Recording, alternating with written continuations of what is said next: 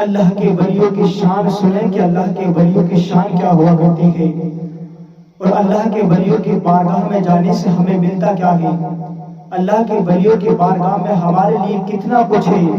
اور بہت سے لوگ کہہ دیا کرتے ہیں کہ اللہ کے ولیوں کی بارگاہ میں نہ جایا کرو، اللہ کے ولیوں کے روزے پر نہ جایا کرو، یہ تو مردے ہیں، یہ تمہاری کیا سنیں گے۔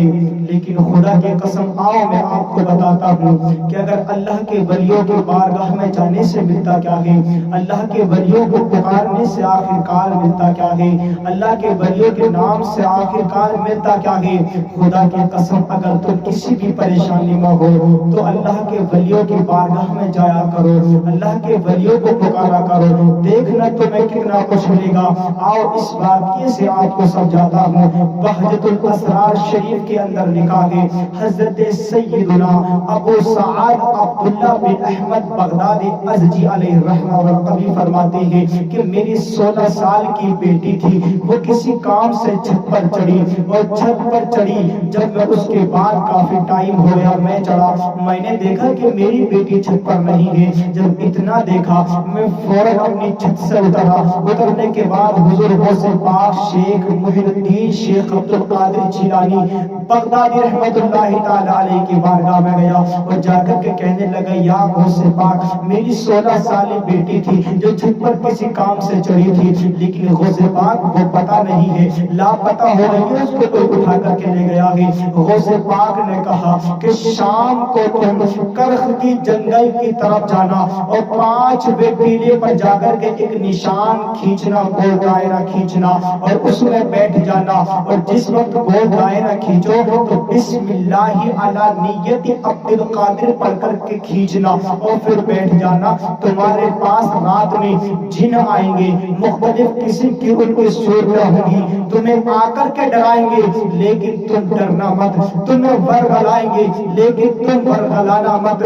جن آئیں گے، اسی طریقے سے رات گزرتی چلی جائے گی، آخر میں جنوں کا بادشاہ آئے گا اور آ کر کے تمہاری حاجت پوچھے گا، تمہارے مسئلے کو پوچھے گا کہ آخرکار کیا مسئلہ ہے، کیا حاجت ہے۔ اس سے سارا ماجرا بیان کر دینا اور کہہ دینا کہ مجھ کو عبد القادر نے بھیجا ہے، مجھ کو شیخ عبد القادر نے بھیجا ہے۔ جب وہ اتنا سنے گا تو دیکھنا تمہاری بیٹی کو چھوڑ دے گا۔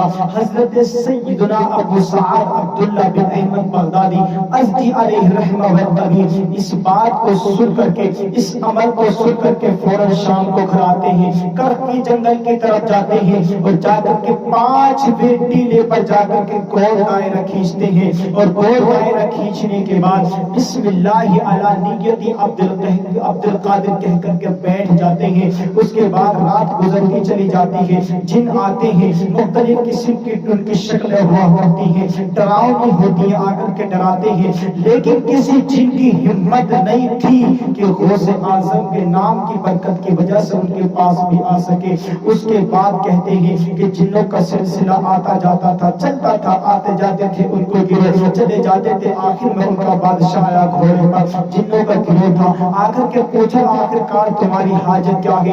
اس نے کہا کہ مجھے شیخ عبد القادر نے بھیجا ہے۔ اتنا نام سنا غوث پاک کا تو جنوں کا بادشاہ گھوڑے سے اتر کر کے نیچے بیٹھ گیا، تمام جن نیچے اتر کر کے بیٹھ گئے۔ کہا تمہاری ضرورت کیا ہے، تمہارا مسئلہ کیا ہے؟ تو کہا حضرت سیدنا ابو سعد نے کہ میری 16 سالی بیٹی کو جو ہے کوئی جن اٹھا کر کے لے آیا ہے۔ بادشاہ نے حکم دیا کہ کس کی ہمت ہے جو کہ غوث اعظم کے اس علاقے سے ایک شہزادی کو اٹھا کر کے لے آیا ہے۔ تمام جنوں نے منع کیا، پھر دوبارہ حکم دیا کہ مان جاؤ، بتا دو، ورنہ تمہارا خاتمہ بڑا برا ہوگا۔ آخر میں ایک جن آیا، اس کے ساتھ لڑکی تھی، اور پوچھا کہ تجھے کس بات نے ابھارا تھا کہ تو اس کو اٹھا کر کے لے آیا؟ جن نے کہا کہ اس کی محبت میرے دل میں آ گئی تھی۔ اس بادشاہ نے کہا کیا تجھے پتا ہے کہ تو کس کے علاقے میں ہے کہ کسی کتب کے رکاب کے نیچے تو نے چوری کی ہے؟ کہا یہ جن جو ہے چین کا ہے، اس نے آ کر کے یہ حرکت کی ہے۔ بادشاہ نے حکم دیا فوراً اس کی گردن اڑا دی جائے، گردن کو اڑا دیا۔ اس کے بعد اس کی بیٹی اس کے حوالے کر دی گئی، اور اس کو ابو سعد نے پوچھا یہ بتائیے کہ غوث اعظم کے نام سے تمہیں اتنا خوف کیوں ہے؟ تو کہا کہ وہ تو ولیوں کے ولی ہے، ولیوں کے امام ہیں۔ جب اللہ تعالیٰ کسی قطب کو مقرر فرماتا ہے تو اللہ تعالیٰ اس ولی پر جن و انس کے حالات کو بھی مطلع فرما دیتا ہے اور وہ ہمارے حالاتوں کو دیکھتا ہے۔ لیکن ہم انسان تو انسان، وہ تو جنوں کے بھی ولی ہیں، وہ تو جنوں کے بھی پیر ہیں، وہ تو جنوں کے بھی امام ہیں۔